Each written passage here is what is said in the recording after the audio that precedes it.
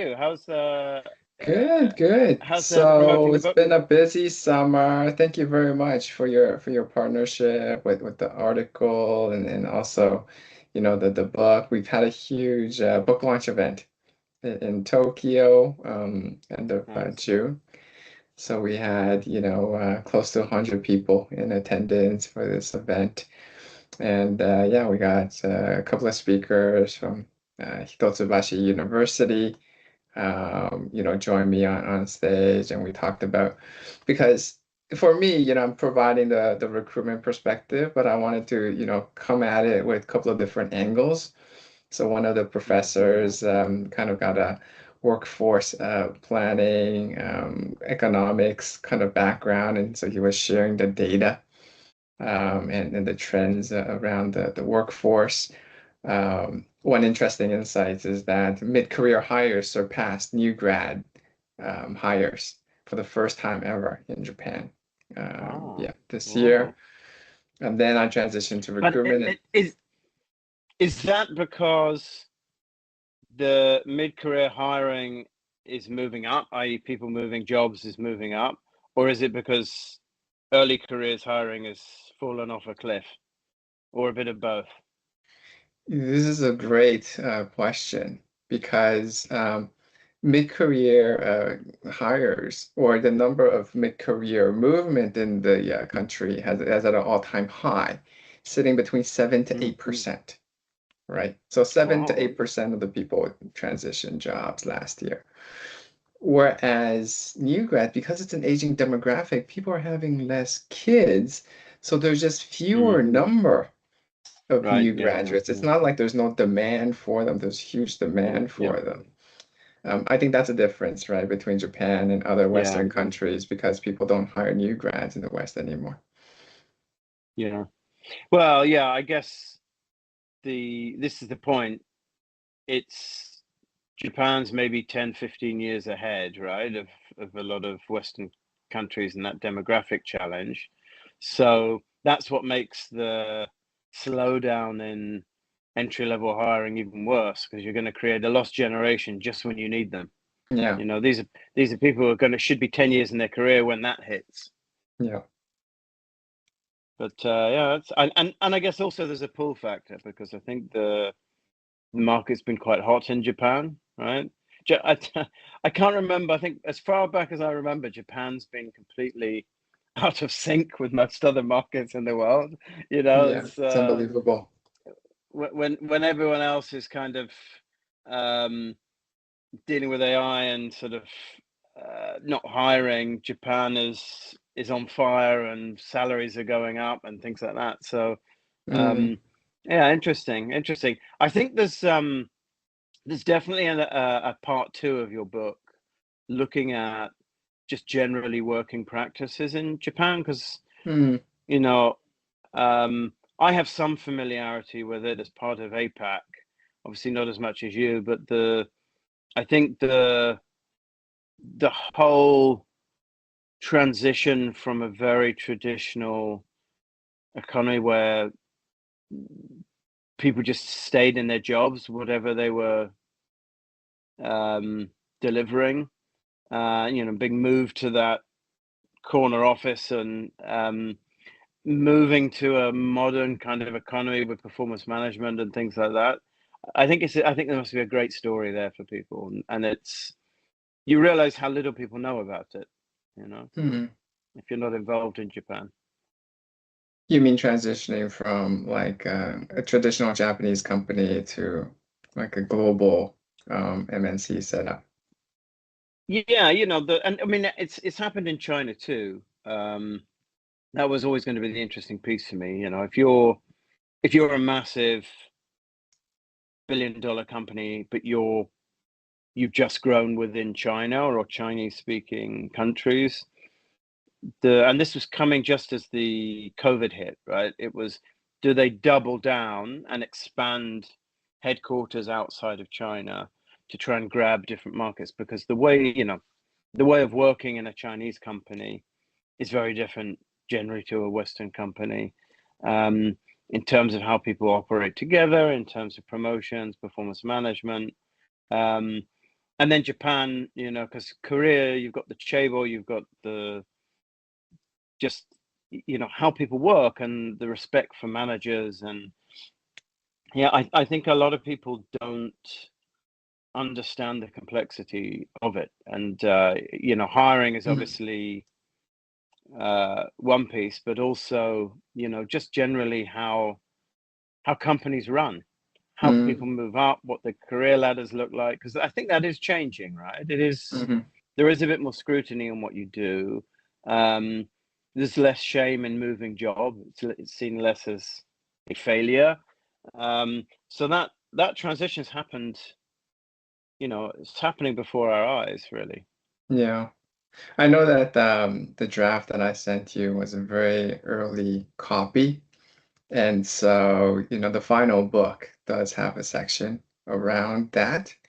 So I talk about two concepts. One is, you know, the nemawashi concept, where a lot of the decisions are done behind the scenes. You know, Yeah, you kind of build the consensus with all of the key stakeholders, and the meeting is just to kind of like dot the I, cross the T's, right, and get everybody on board, like as a public gesture to show that everybody's in agreement. And then the other point that you've raised, which is okay, when people in Japanese companies move, there's this risk that's associated with it.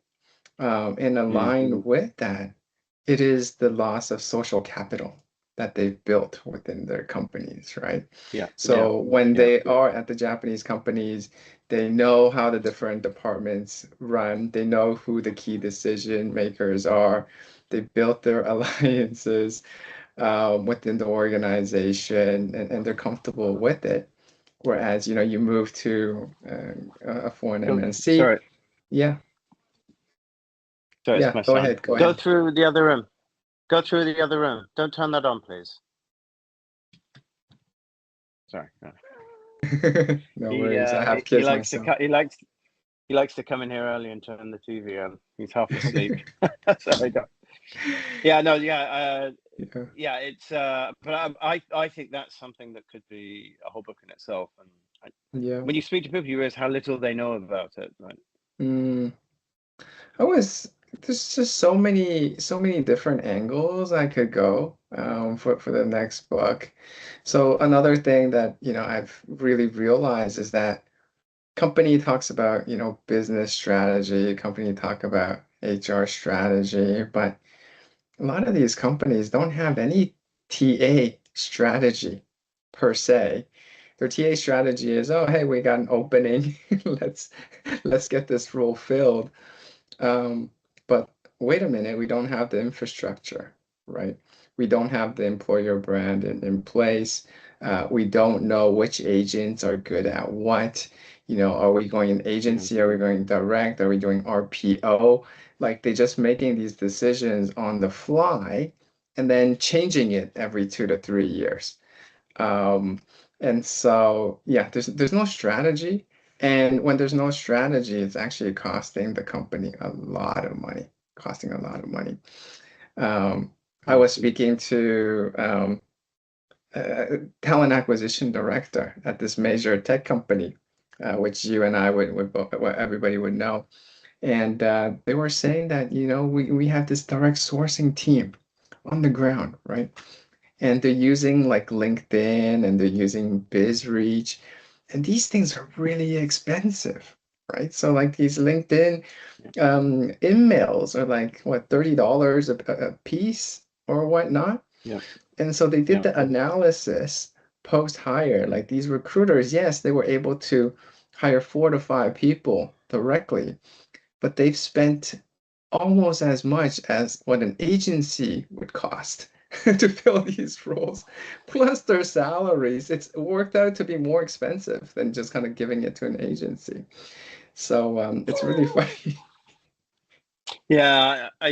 But then, you know, TA has always been an operational function, and what typically happens now, we're in this cycle. You know, you're an operational recruiter, so you think operationally, And then, the last few years, there's essentially been a reduction in salaries. So a lot of heads of TA are actually what would have been TA leads. So they're not someone who's gone through that transition from operational to strategic. And so everyone balks at the idea of strategic TA. And so why would I spend money on that? Because all you're doing is filling jobs, right? And yes, that's the output, but you're missing the input. And if the input's coming from, whether it's HR or the business, then there's no one there. It's like on a production line, when they're checking eggs, good eggs and bad eggs. If you've got no one checking whether the good eggs or the bad eggs when they come out of the chickens, then that's something you have to deal with at the end. And it's much more expensive, it's much more time consuming. Mm-hmm. And so you're right, we're locked in this cycle where you're delivering requirements to a team without knowing whether they can deliver on it or not. And because they haven't been involved in the decisions or even, the workforce planning, if there is any, they can't be strategic about the tools and the instruments and the platforms that they use. And you're right, LinkedIn now, because now I'm back in the UK, there's quite a lot of TA events that I can go to. So I was at one Did you go at lunch the other Recfest? day. Were you at Recfest? No, so I was moving. I was moving house on the 30th of June, so it was just too close to that. So I didn't go this year, but I have been the last 2 years. But this is more of a kind of an intimate lunch with TA leaders, and it's interesting. Yes, we talk about AI. Yes, we're talking about there's a few guys there. Toby Colshort, if you know Toby, ex-Amazon, he's a workforce planning guy. But essentially, the biggest problems everyone have are still that bottom of the pipeline kind of, that we all want to be working in more of a senior talent role so that we can deal with those problems further up. But we keep getting pushed down to that operator level. And that's what you're talking about there is, how can you get rid of a LinkedIn license if you don't get more control over the spend? I know that I'll probably get whatever, $1 million over a year or 2 years for LinkedIn. Whereas if I try to take even 80% of that and put them to other platforms that I can test that might do the job, whether it's MetaView or Juicebox or whatever, I'm probably not going to get that budget. Just purely and simply because they're tools that they don't know. So, and then you get all the CapEx and the OpEx challenges where when I was at Kantar, we came in, it was pretty messy. And we'd worked out that there's a $10 million spend at that time on agency, right? It wasn't strategic. They weren't going to agency for particular type of roles. It was just, we don't have the capacity, so let's push this out to Michael Page or whatever. 10 million spend. We said to them, well, look, we can half this, but let us have $1 million of it back so that we can invest in different tools to make, to deliver in the same way. And they said, no, we're not interested in that. Can you just cut the cost of the TA team? So, it's the interesting thing of a budget is that it's a budget is not just numbers on a page. It's a personal thing. And an agency cost for one manager might be something that they hold really dear. Having autonomy over which agencies you go to is a big part of their job. Right? It shouldn't be. It should be strategic. It should be TA. And as I think for the agency as well, it's always better that you're using agencies in a strategic way. This role we need to close quickly, or it's confidential, or we just simply have no recruiters with experience hiring into this, rather than just blast everything out and then it's a budget item that just explodes. And yeah, everyone around this table was talking about how to move away from LinkedIn, because it's a tool we're all stuck with for now.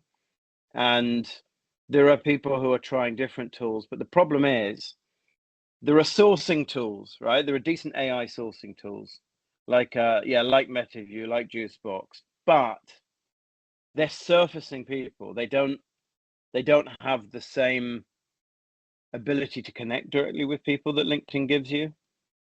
So I think things will change. My view is that the next natural piece will be probably smaller industry focused platforms, right? So there are some people doing it quite well. I don't know if you know Michael Wright, used to be in APAC. He's a senior recruitment. He moved out to the US and opened it up his own agency, specialized in marketing roles. And he does that really well because you could see a lot of his effort, more of his effort is in building that community and giving valuable things to them, like guess how many marketing leaders have moved this quarter, blah, blah, blah, blah.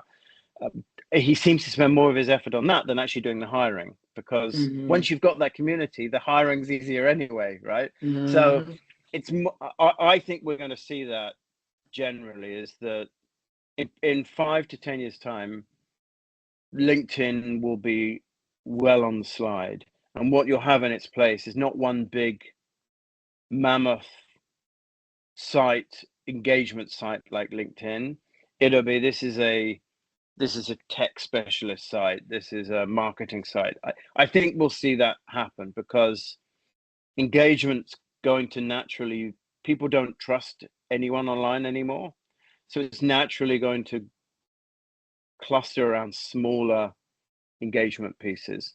So I think that will happen. But yeah, everyone's trying to move away from LinkedIn because they're ramping the cost up every year. So as soon as people can, they will. Interesting.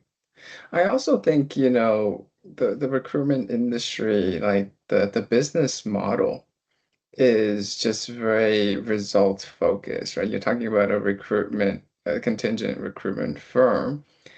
They only get the fee once you introduce the candidate. Like, companies don't pay the agency for the strategy. They're paying them just for that candidate to come on board. And so, like, there isn't like a talent acquisition agency in the market like that just does pure consulting. They don't actually manage and sourcing and managing the pipeline and closing the role. So I think that's an area that I'm very interested in focusing on and developing. And to your point about community, I wholeheartedly believe in that as well. And that's one of the reasons why, I've wrote this book. So, I could plant the seed on developing this community. And now, I don't know if you saw on LinkedIn, I've started a newsletter, around this book as well. And then I'm going to be doing workshops with the talent acquisition leaders, try to progress this function because it's just in dire situation right now. Nobody knows what they're doing. Yeah, and I think Japan, more than any market, has this opportunity. It's the one that I've been looking for a while, which is the shift from kind of the focus on talent acquisition with the sort of speed to hire, cost of hire, blah, blah, moving to that more holistic kind of talent advisory model. So, if you're working further upstream, it's not a question of, do I close this role in time with the best candidate? You're talking about your best candidate, if you're working further enough upstream, might be internal. They might be contract, they might be fractional. And it's being able to advise at the right time. And often that is easier. We know this. It's easier when you're external than when you're internal.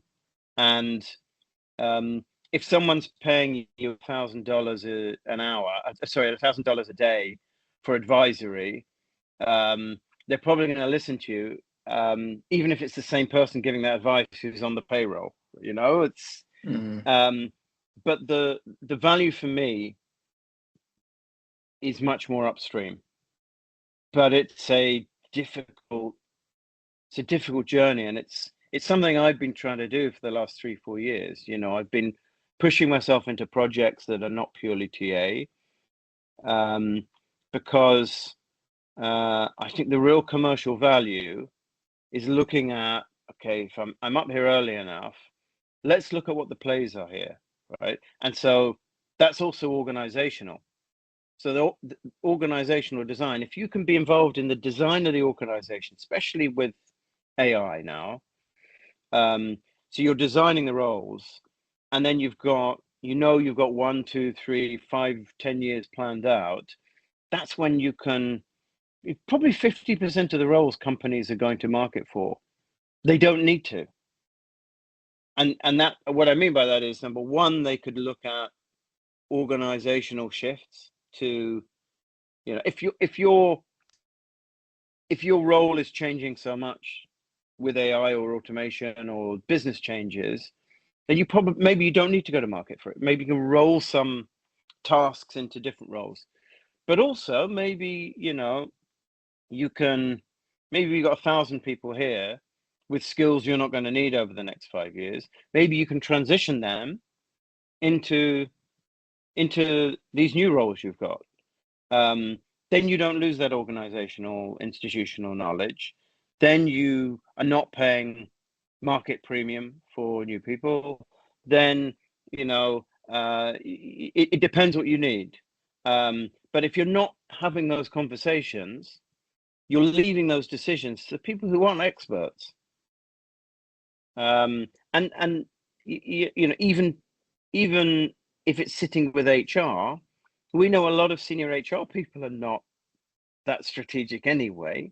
So you might when it have comes a to talent, very, very, yeah, you might have a very, very operational CPO or head of HR who's just way too busy, and you're missing those opportunities to do things differently further up. And then, of course, yeah, it then lands at the feet of TA, and TA can't deliver because the decisions made further up are nonsense, or they're based on, oh, I'd like this person to have 10 languages, and we're going to pay them 10,000 US a year, you know, something ridiculous. And by that time, then you've got to loop back. Then, you know, TA can't deliver. It's considered TA is no good. But, you know, how can you be judged for something you've had no say in? You know, and I've been in those conversations. You know, oh, we're opening up a new offshore function in this country, and so, well, if you'd asked me, I could tell you that this isn't going to work because of this, and this. But then it becomes my job to deliver against the impossible. And when you can't do that, TA suffers reputationally. And then when it comes around again, you bring in someone even more operational because that's what you think you need. So it's a real challenge. It's a real challenge, and there's a lack of vision as well, I think. You know, what people don't understand or what they think is easy, they can make really bad judgments on. Yeah. So you brought a couple of good examples, but I think in Japan, and this is something that I also touched upon in the book, is kind of the reputation. You know, like advertising doesn't work. So when they see a role on LinkedIn, when they hear about a role through an agency, they're not going to look at the job description, looking at the company website for information. They're going to be talking to their friends. They're going to be talking to their ex-colleagues. They're going to be looking at the word of mouth sites to kind of dig in and know the situation, what the real situation is. What is the working environment? Who's the manager? You know, what's their reputation? Do they just hire and fire, or are they really grooming and training and creating a positive environment within the organization, they're going to believe that information a lot more than, what the hiring manager or the company is going to be saying at the interview, right? So that's one. And the other one is very much about, okay, even before you go out and hire, what is the current situation within your organization? Do you have high turnover? Do you have low engagement? Do you have positive engagement? If you have really good engagement within the organization, you're going to get referrals. You're going to get a good reputation in the market, and people are going to Yeah. be interested in your company and maybe apply very naturally. Yeah. And so if organizations are very forward thinking and can kind of get these two pieces right, I probably, wouldn't be as busy, there probably would be less need for agencies in the market. But because they're so short-sighted and they just want quick wins time and time again, they have no other way than to leverage the agency network because like for me, I've been in Japan for 20 years and almost 2 decades in the recruitment and executive searching. I have the long-term relationship with the talent pool. And Yeah. I'm in Japan, I haven't, just been in Japan 1 to 2 years. I'm committed, right? I have house, I have a family, I have a company. So I'm not going to go anywhere. And if people know me for that duration of time, then they're going to know, okay, Yan Sen is a reliable partner. He's not going to screw me Yeah. over because he's got too much to lose if his reputation gets damaged.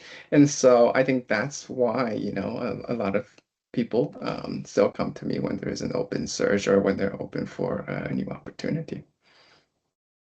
Yeah, exactly. And there's another piece in there which is quite interesting, maybe less so in Japan. But I've been looking at how the AI universe changes our approach to employer branding. So in the past, you'd pop up a career site, you'd have photos of people doing stuff, looking happy, doing some charity work. You'd put your 5 values on the page. You'd probably invest 15, 20 grand in a best place to work badge. You do all this kind of thing. But with AI, if I go on to even the free AI engines that come with Google or something, if you say, should I work at Amazon, they're going to surface a very different set of information than you would have been able to yourself. So what I mean by that is the way AI works in that respect is it actually puts value, more value and less value onto different sources of information. So it will look at your career site, but it will understand that your career site is you saying something unsubstantiated. What it will then do, it will look across other sort of aggregator sites. It'll look at Glassdoor, etc.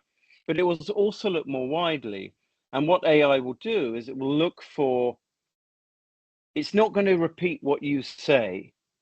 It's going to look for evidence of, balancing corporate messaging with people actually doing things. And this is a big shift I think people haven't cottoned on to yet. So you can't dictate what your employer brand is. And if your people are really unhappy and they're on Reddit, they're on Glassdoor, giving examples of when you've not done this, you've not done that, and you're not managing, like heavily managing the messaging, you're going to suffer because AI is quite brutal and it's looking over a wider piece than a job seeker normally would. So it's an interesting shift. And, if a lot of budget is going into these standard tools, it's not going to help because, you go and look at an AI review for anything, it's going to give you everything, and it's going to dig things out. It's also not going to really differentiate between something that happened yesterday and something that happened 10 years ago. So, but it will aggregate. And I think this is a big shift, and I'm not sure companies quite realize yet. But what it means is you can't just say, oh, our values are integrity and loyalty and then be, doing what Meta's been doing these last few weeks is putting software up to see when people are going to the toilet and then just getting rid of people en masse. You can't do that anymore. And that's quite a big shift. And I think what you're saying, obviously in Japan, it's one of the markets where word of mouth and people's personal experiences, often you're getting firsthand. But more widely, that AI messaging it's changing. It's really changing. And all you need is one or two people that can convincingly write that they've had a bad experience with a company, and that's going to be showing up. I don't know how much companies are spending on employer branding, but they all sound the same.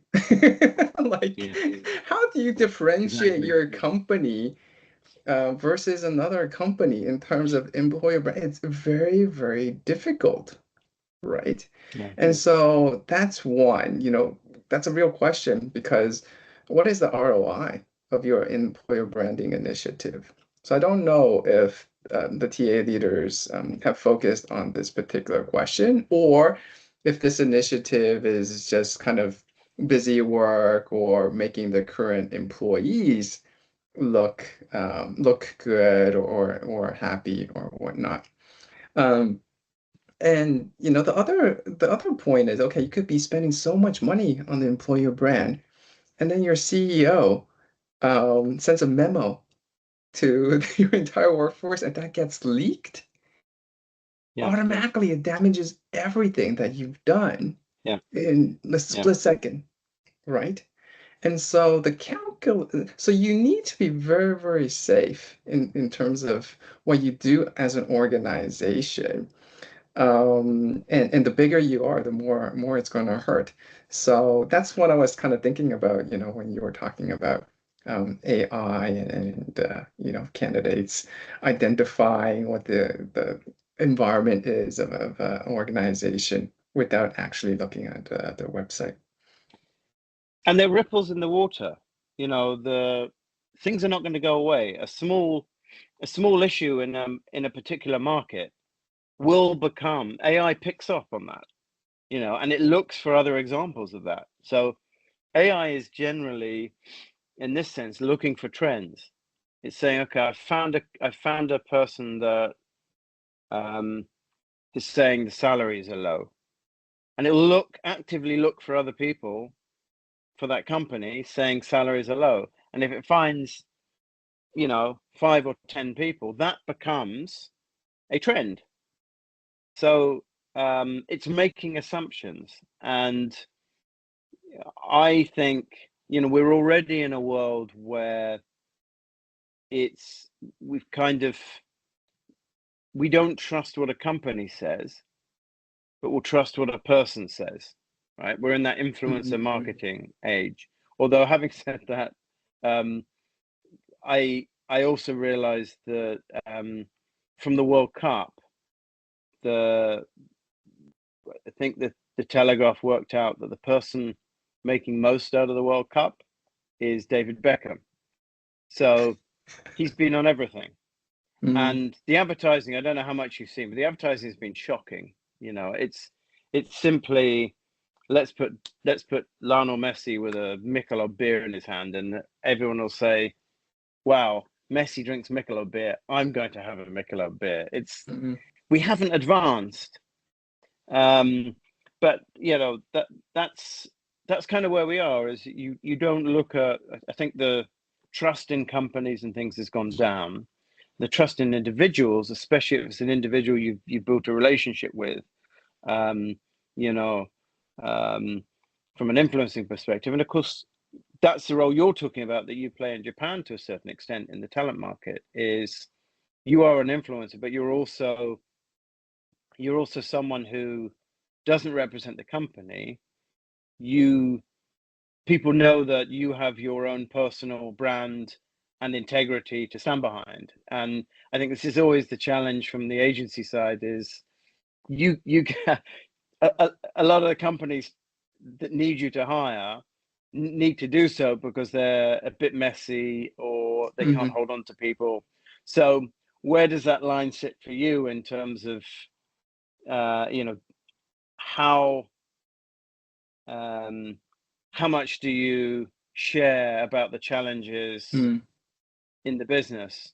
And that's something I always liked about the Chapman's website is there's a little box saying what are the challenges, and it's fairly clear if there is a leadership challenge or they're trying to improve tenure or something like that. So yeah, it's getting that balance. But yeah, I do think I think that's AI is really changing, and it's changing quickly how people aggregate and access information, and that is I haven't seen much talk about it. I've been speaking to a few people in the area myself, but I think companies are not catching up on it. They're still doing the same things they've always done. Get the great place to work. The great place to work is not going to score highly in a AI search engine for should I work at this company. It's just not. So maybe that 20 grand should be pushed somewhere else, and maybe you should have people in the business representing you and giving, and it looks for evidence. That's the interesting thing. It doesn't just say this company is XXXX because it says so. It's looking for real life examples of when you're doing that and when you're investing in people. Can it find people that, if you're saying we are a place where you can develop your long-term career, it's going to look on the tools it can to see if that's actually the case, and if there's people doing it. Really interesting, and it's a big shift. Yeah. You can lie, you can still lie. It's just harder to do. Yeah, it's a really good question. And, my personal philosophy is very, very important, this integrity piece. And so for me, I would be very, very transparent, about the challenges of the organization. And also kind of position it in a way that, my client ABC is looking for somebody to be able to solve these challenges, and that wants to be putting out fires. If you want a cushy job that's very, very stable, this is not the right role, right? It's for people to kind of roll up their sleeves, identify the issues, come in there with a problem-solving mindset. Because at the end, doing something like that, solving the problem, is going to be very rewarding, and it's going to be a feather in your cap, and it's going to lead to bigger and better roles for them in the future. So that's how I would position it.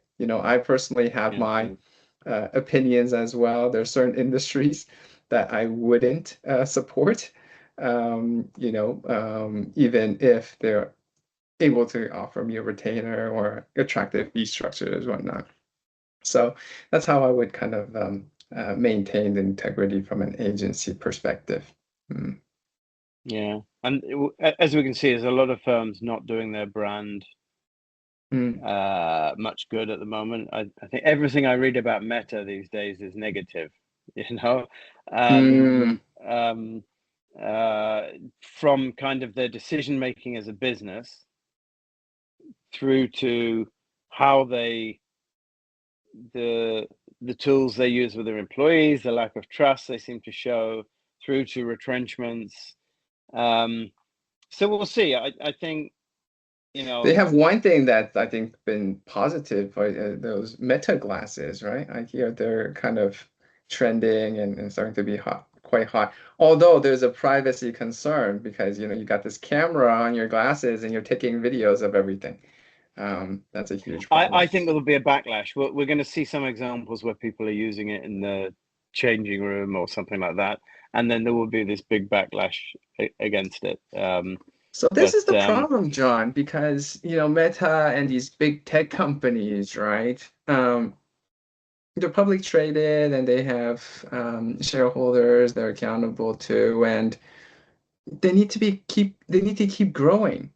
And so they're already a large organization, and to be able to grow at the clip that they want, they need to do all of these crazy things, enter like areas of new technology and how to marginalize their employees, marginalize their customers.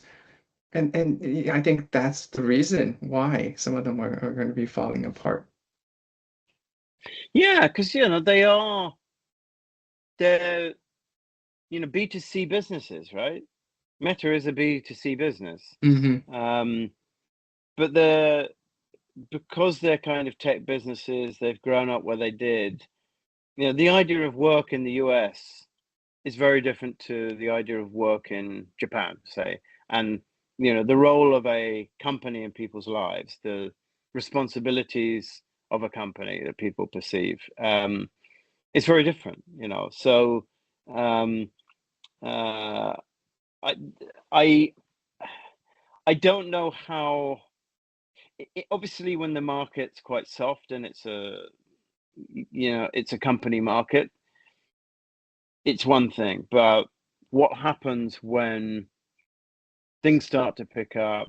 You're trying to hire again en masse, and people are just looking at what you've done. And with Meta, it's very public. Even the statements that Zuckerberg makes to the employees are subpar. So yeah, you wonder how that's eventually going to affect them all. Mm. Um, but it's been an odd year from a tech point of view, and a lot of that investment going to AI. We'll see how that ends up, but um, uh, it's those kind of things that happen quite quickly. John, I'm curious to know, because you're a very tech forward professional in my mind. So we've seen this huge shift, right, to agentic AI. Um, you know, Copilot is horrendous, and ChatGPT has its time and it's not limelight, but now everybody is Claude this, Claude that. Um, and then even Claude, showing some issues as well, and people are shifting to open systems. Um, do you have any particular tools or do you have any platforms that has worked for you, or do you think that is going to be the future that's going to be Well, I think we're enabling talent seeing. acquisition leaders? Yeah, I mean, everyone's using kind of different tools. You've got um, MetaView is a good one because you've got it's where we're moving to now is the MCP world where data can be shared between different platforms. And I remember implementing Taleo many years ago. And my biggest challenge was that I was an organization using SAP HR. And the amount of conversations I had with the IT team about how do I connect Taleo to SAP so the data flows each way. And it was almost impossible. That's gone now. So, you can be sharing candidates through Slack with the managers, taking information from them, feeding it back. You can be transcribing video interviews, and then you can be accessing those transcriptions, having AI search for that. Uh, so I could interview you for a finance manager role, right? And then find another candidate and hire them. And then when I get an accounting role, I can search all the transcripts, including yours, and it may surface this and discover that we've talked about accounting. So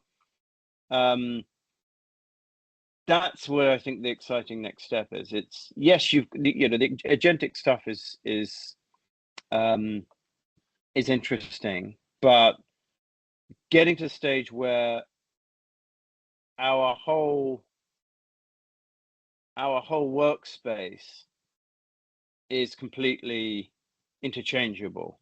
And so I read a really good article. It was quite technical, but I think the way forward is going down to that archiving level. And you don't need specialist agentic tools for this, but building out architecture across all your data.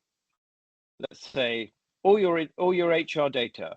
So for HR data, you might have on one side you've got job descriptions, right? Job descriptions, put them in as level 3. There's no personal data in there. You can timestamp it. Then on the other side, you've got personal information. You've got people's next of kin, insurance details, etc. Archive all of that, because we are getting to a world where regulations are changing all the time. You might need to surrender, you might need to adjust very quickly. And that's why I'm not seeing AI tools used heavily across sourcing and selection, because legally that's still a bit of a gray area. But you can use them for anything else. You can use them to ship up, certainly on the, let's say, the exec side, preparing candidate data.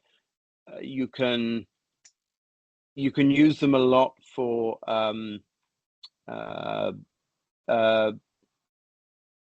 helping improve your interview process. And there was a post from, I don't know if you know Darren Bush. Again, he was at the dinner I was at the other day, but I follow him. He's very, at the moment I'm seeing, TA used to be the people that go into TA because they like the human side of it. And then you get the people that on the other side are generally the sourcing experts. The sourcing experts are the ones really adopting AI, and they've got many, many use cases for them. But often it's not, I use this tool for this. It's more, you can use, there are probably 100 different small use cases for AI tools if you build them yourself. But I think for most people, the general shift is towards having that functionality in your bigger platforms, right? So Workday, we know, has built its own agentic suite. So, I think I kind of got my own different tools for this and that. I'm certainly not on the extreme of that tech side, but the use cases can be, if you're thinking around one task you do, that's maybe 5 minutes every week, it's pretty easy to kind of automate that. So yeah, it can be, as you go through the hiring process, personalizing that information. So, I've got role X. What does that mean in terms of skills breakdown? What does that mean in terms of how we interview? What are the skills we're going to interview for it? And then all the way along that interview process, trying to feed back and distill the information that comes in, if that makes sense. So, yeah, I don't see people seriously using it for selection. There are some, and if you've got high volume roles like drivers or whatever, then potentially you probably have to in this market. But I think it's more about what is your individual process, and on your senior hiring, how can you improve that experience for the individual? Yeah. But again, my challenge is. Yeah, we've been experimenting with these AI tools from the very beginning. But one of the most exciting things that I'm doing right now is vibe coding. And so I don't know if you've seen the website to my book. I got Claude to write that for me, all the other code for that website. And it could do everything from, proposing the color scheme to the design, layout, Yeah. copy, movements, everything. And now it's gone to a point where it's much better to use Claude than to use a web developer or web hosting Yeah. company, right? Yeah. Because you use these web development companies to make any little changes. You have to kind of adhere to their template. You have to adhere to their color Yeah. scheme, their font, whatever.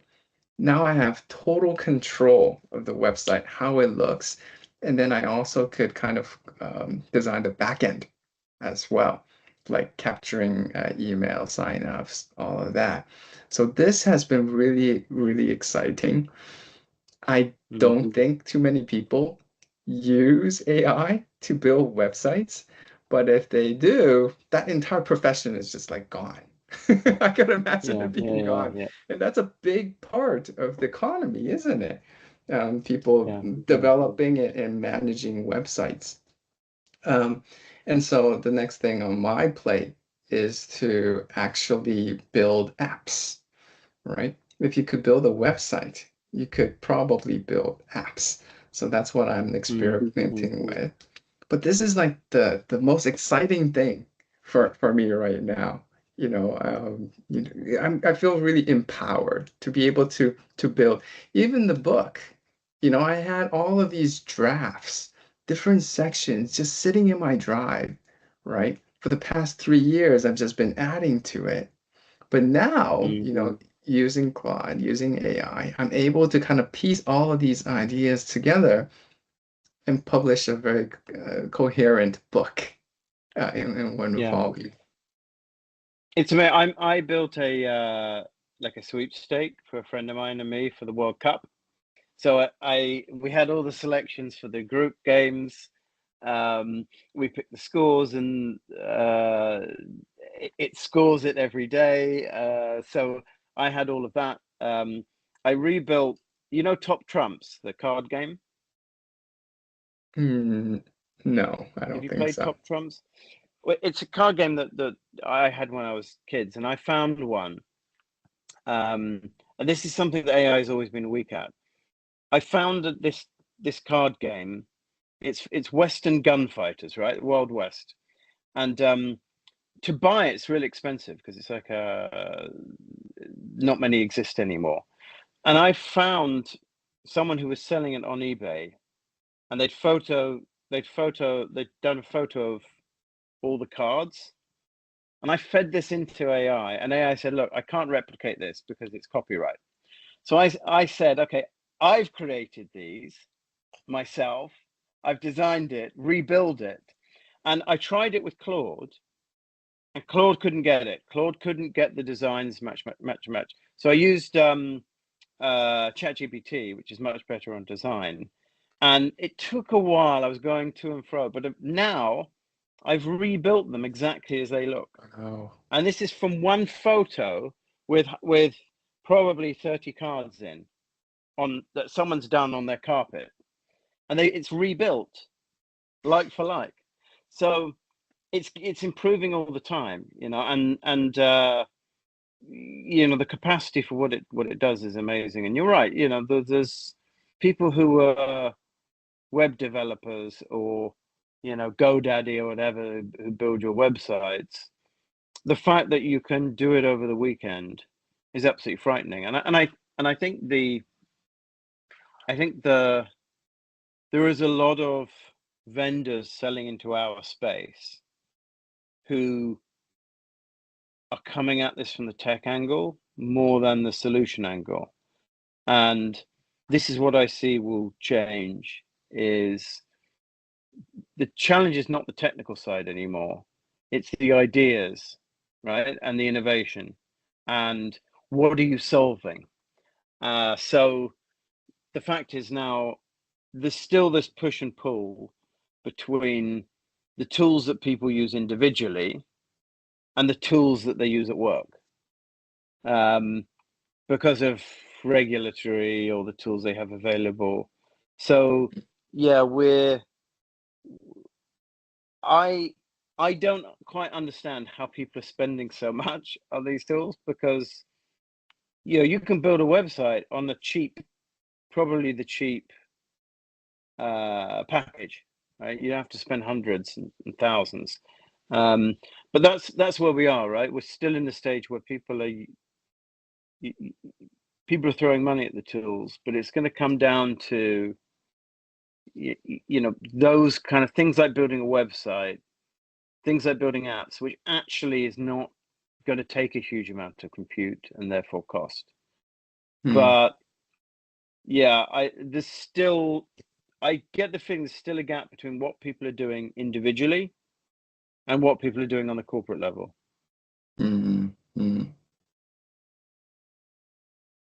Yeah. So a couple of things, like if we're able to create content, build products super easily, then that means there's just going to be more content and more products out there. And so it's going to be more and more competitive, to get people's attention, to get people to purchase your product. And so I think that's going to be a real issue. But one of the, I think, things that people do get wrong is AI is not going to be able to replace recruiters, and it's not going to be able to kind of manage the entire process of recruitment because it's still a very human, workload heavy function. And so, yes, it could help do job descriptions. It could help do screening, in the countries that allow for that. But at the end of the day, it's still a human doing the interviewing. It's still a human making the decisions. Still a human driving the process, right? And if you think about it logically, AI is not growing the talent pool at all. So if there's in Japan, there's 100 people that could do this HR director job in Hokkaido, right? AI is not going to make this 100 people grow into 200 people. It's just going to allow you to identify the 100 faster. That's it.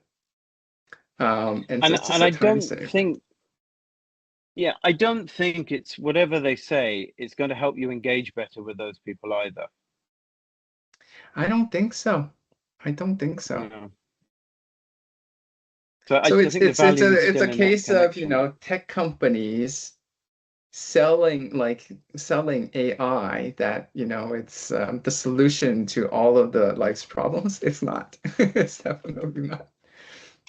But that's their way, isn't it? I think the what's a real challenge is, obviously, we're in kind of a golden age where the tools are very cheap, which means they're accessible to everyone. That's obviously going to go up. We know that. We know that. Well, I don't think so, because if there are more tools, then wouldn't it decrease the price of the tool? So, for example, I But could how build my many own new tool. frontier tools? How many more frontier tools are there? Because it's the compute rather than the platform you're using, right? But if it's an open source model, then that's going to be much cheaper than a closed source. But that's China, isn't it? If Grok or a model from China comes through and destroys the market, that would be interesting. And Well, I think that will happen. Grok's American, and Hermes agent, or however you pronounce it, is also an American open source LLM. And so if you can develop a tool based on those models, then you could really run it on a cheap. Yeah, and this is what I was thinking the other day is, I think we've already gone past the point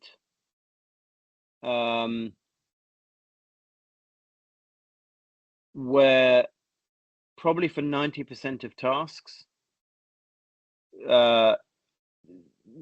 we don't need any more advanced tooling. So, you know, for 90% of the tasks you're going to do in the corporate world, in the personal world, I don't think we need a more advanced AI engine. You know, if it's just engaging with candidates or sourcing candidates, you know, or building a website, I think we're there. So there's this push to get more and more advanced, but unless you're using it for scientific research or for sort of really advanced coding, I don't think we need it anymore. I know they're heading towards AGI, they're heading, AGI, or you know, the Turing test or whatever. But I think that's more for themselves, and you know, I know if you're on Claude, you can go between different models and they cost different you know, amounts for how much you use. Yeah, but I think we're already there. I think we've very quickly got to a point where you can do most things that you need. And do people really want to pay more to carry out a task that's, you know, maybe I just don't have the imagination, but I don't see in the corporate world we're going to need increasingly advanced tools. So yeah, I think that's my guess, is that we'll see a flattening out. Businesses will obviously reduce their exposure to cost, but as we start to build it in, yeah, you're not going to need the, you know, Claude updates every day. I have to update it every day. There's a brand new platform. I'm thinking, do I really need to do this? What I'm using it for, you know? And I have digests every morning. That's the main thing I use personally. Is every morning I have running a digest about HR tech. I have running a digest about movements within HR. So I get served up, there's a new CPO at so and so, because I know that following that, often they're looking for a head of TA. So I have those digests running, but I don't really, as you know, that tool, I give it access to my LinkedIn, to different websites. I don't really need something that can unblock passwords in government websites. I don't need that level of complexity. So that's where I think there's the corporate need and where the technology firms' heads are at. I think it's diverging, and look at what you can do already in a short amount of time. Yeah, and I just think, am I going to pay more to have something way more advanced that I don't need? No, I don't think so. It's already amazing, and it's already doing what we need. In my mind, AI is going to be a commodity, right? Because I agree, we're able to utilize it for basically 90% of the things that we need it to.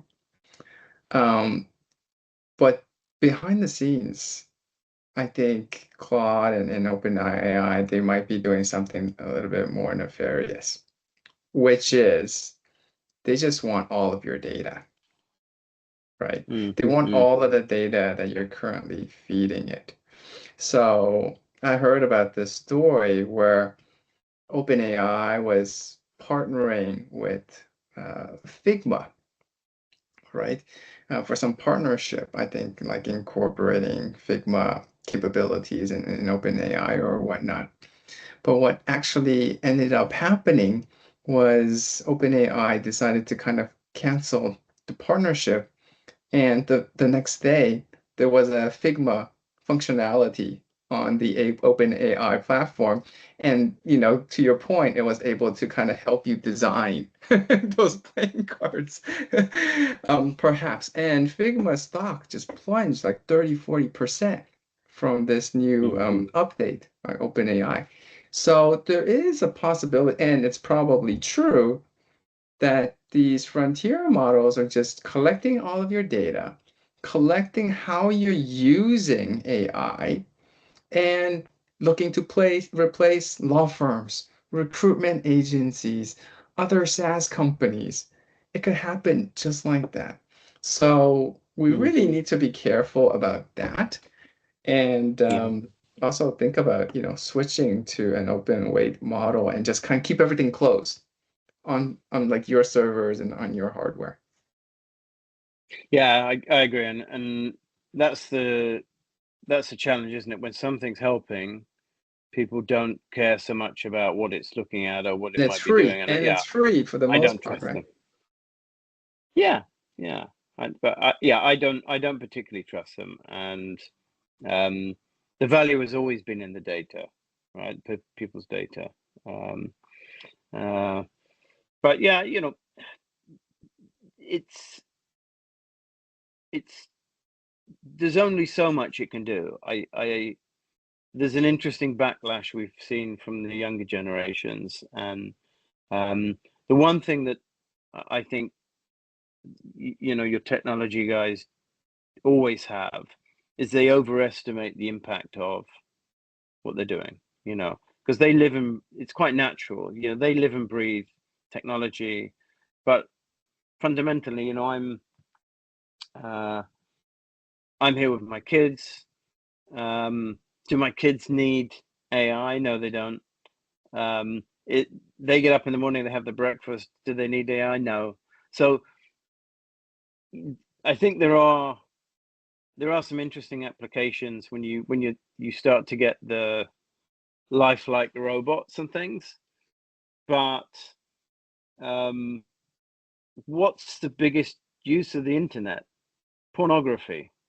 So people are people. It's not, people aren't making their own websites generally. They're not vibe coding things to work out their accounting and all this kind of thing.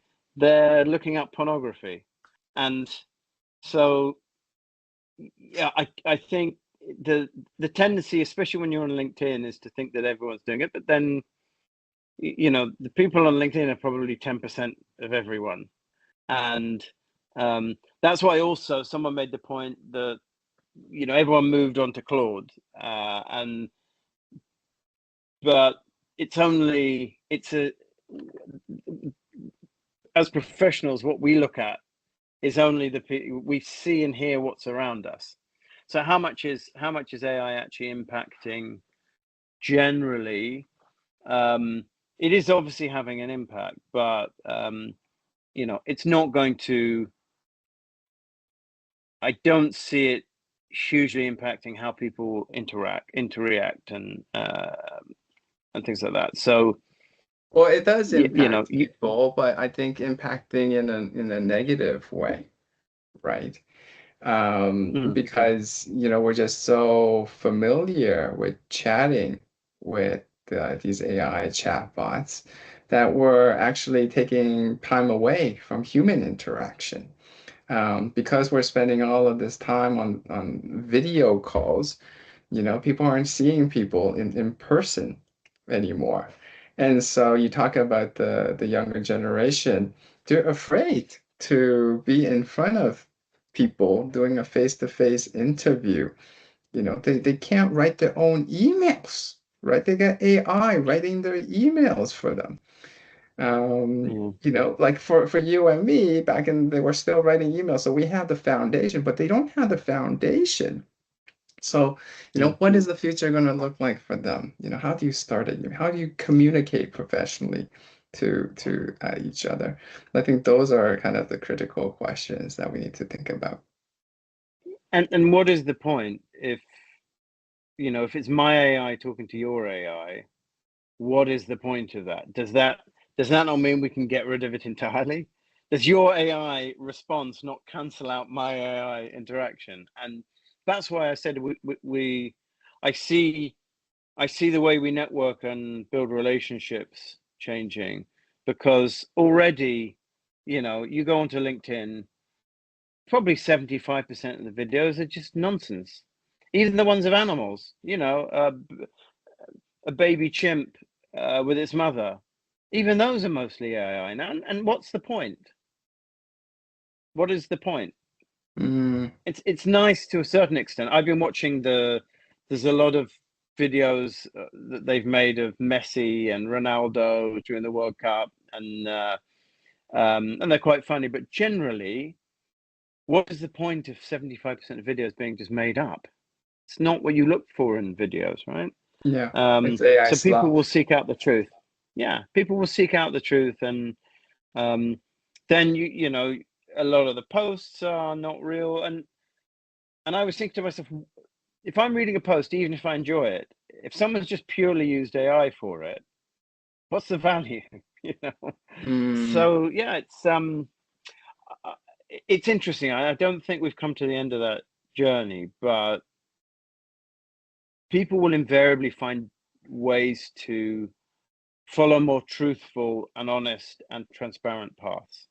And that's why I think, yeah, LinkedIn is suffering a bit, because it's also becoming like TikTok, right? You've got videos now, and I'm not on TikTok, I'm not on Instagram.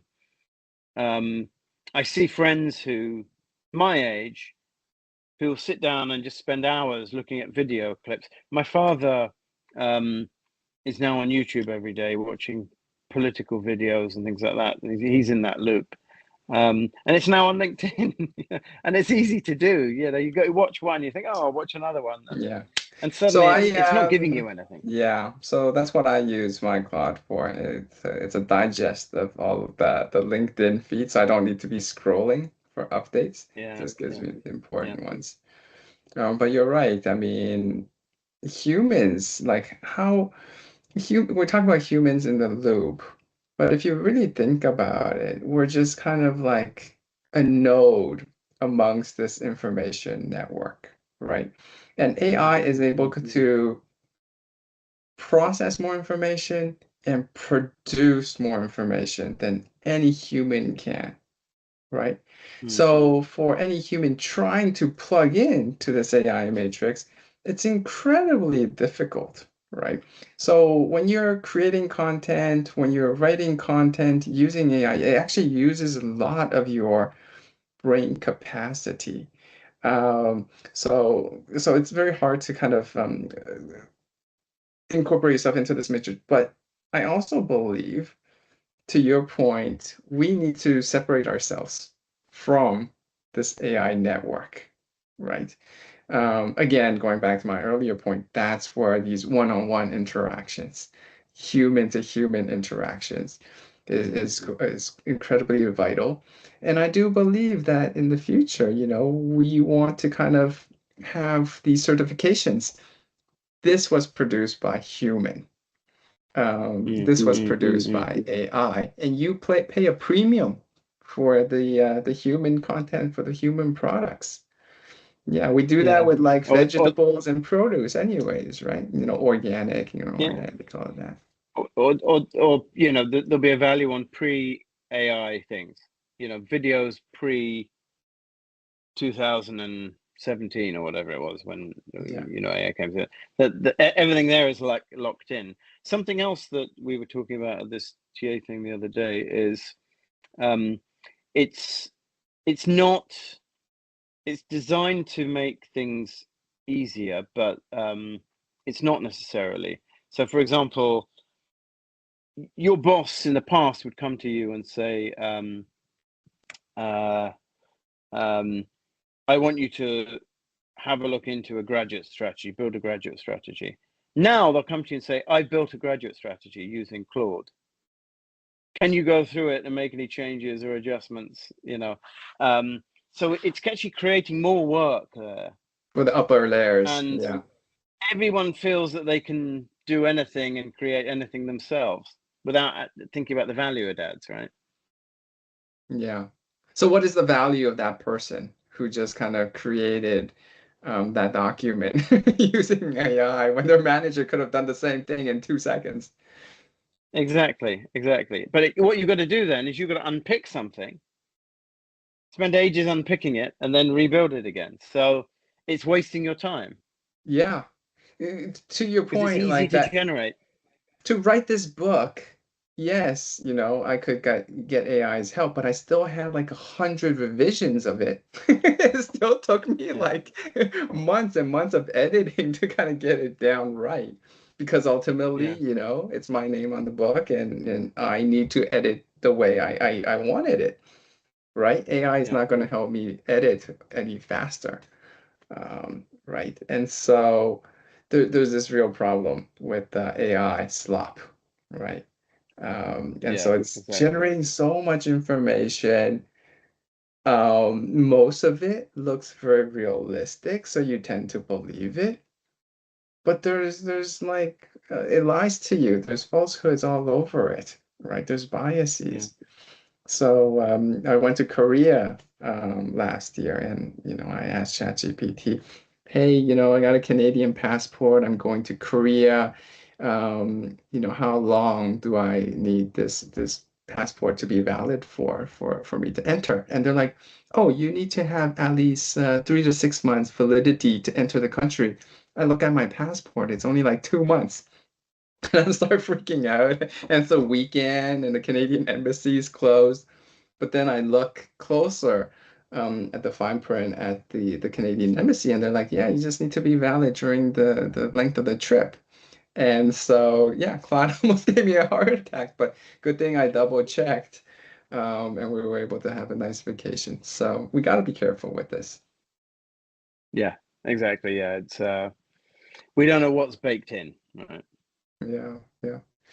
John, it's a fascinating conversation. Do you mind if I take little clips of our conversation today and maybe use it for our YouTube channel and social media? We'll run it past you before we post anything. Yeah, sure, absolutely. Yeah, yeah. Because I don't think we spoke about anything too outrageous or I don't confidential. think so. Yeah, yeah. But are you kind of active now for roles? You're really flexible in terms of location? Yeah, I keep flexible, obviously, uh, I've been, I've worked in different geographies before. Um, UK, I always used to think, when I was in Singapore, I was missing out on the big global roles, but a lot of leaving the UK and going to the US now. I don't think I'd go to as far away as the US, but I definitely, consider Europe, APAC as well if there's the right role. Obviously, it makes things a bit more complicated, visas and things like Hmm. that. But yeah, I think the best thing to do is to keep your options open, right? And Hmm. if the right role comes up, um, um, if I'm saying I'll only consider roles in even in just the UK, I'm closing the door to other opportunities. So Hmm. yeah, I'm just keeping my um, options widely open. Yeah, I'm kind of inspired by what you said, which is, doing a tracker of, global CPOs, CHROs around the world, because once they do change, they're going to be changing their team after 6 months, 12 months. But are you focusing on like Fortune 500 company? Because in my mind, I think the opportunity for you is to focus on the long tail, which is the Fortune 501 to Fortune 2000. Yeah, well, everything really. It's I generally look for movement, and I have that digest coming through.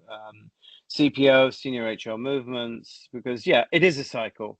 It's new head of HR, give between 1 and 6 months, and then they realize the talent function is not where they want it to be. So I Yeah. can kind of engage with them before that, and from your point of view, it'll be useful because they'll be coming to market for people. But I just have that just to keep I can't be everywhere on LinkedIn. But the digest gives me a view of, I have about 3 or 4 of them. I'll share Mm, one with you. It's nothing special. But you can build the parameters you want and, geographies you want and things like that. yeah. For me, I kind of what I do is I have AI to kind of keep an eye out for talent trends across Americas, Europe, and Asia, Japan. Yeah. And I get it to send me a weekly digest. I'm starting to notice like it's sending me. I mean, it's new information. There's updates in the market, but it's basically the same thing. There actually doesn't the talent market doesn't change that rapidly. Yeah. But It yeah, doesn't. but yours is more micro, right? Because it's actually, CPO, CHRO movement. So you could probably get real information on a weekly basis. Yeah, exactly.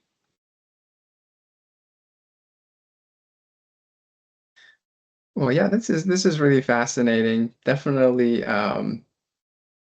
we'll keep you posted because there's even if you approach a company, they might not respond to you. And some companies would respond to agencies. I know this works like from a candidate perspective, right? Yeah. Many years ago, I worked with Disney, and Disney was looking for a head of HR. I was close to with their number two at the time, and they went direct sourcing. It was like 4 to 5 months, and they couldn't find anybody. And this was a real shocker to them, right? Because they're like, Mhm. we're Disney. Everybody's dying to work for us. Everybody knows us. We've spent so much money on our employer brand. No, like people didn't respond to the direct approach. So Yeah. we started partnering with them, and within 2 weeks, we shortlisted 4 to 5 candidates, and were able to kind of place their current head of HR still in the role, actually. Um, and they came to me and they're like, you know what, Jansen, we've actually directly approached, three of those people, and actually the person that we hire, they just never responded. What's going on? And I'm like, well, your first approach, you're approaching as a stranger. Even though you're Disney, you're still Yeah. a stranger. I've known these people for like 8, 9, 10 years. And so when I'm Yeah. approaching them, it's the trust and relationship that we were talking about earlier, right? That I've Exactly. built with them. And so that's why they responded. And so, yeah, I mean, if you have some companies, I might be doing the same project. Yeah, I'll kind of definitely keep an eye out for you if I come across any opportunities. Great. Thanks. I'll let you know. I just think it's very slow at the moment, but I'm hoping as we get through the summer, maybe the situation in Iran repairs itself a little bit, then things start to move, and we'll see. But We'll yeah, see. yeah. I think summer, summer vacay is very long in Europe. Exactly. 6 to 8 weeks, depending on who you are. Yeah. And yeah, I definitely think it'll pick up. Mm. Okay. Yeah, I'm expecting that. I think there's a lot of pent-up demand, right? And as you say, you know, people start to move, then things happen and things unlock, and people get confidence and they move around. We'll Yeah. see. Okay. Great catching up, John. Fantastic. Yeah, let's stay in touch.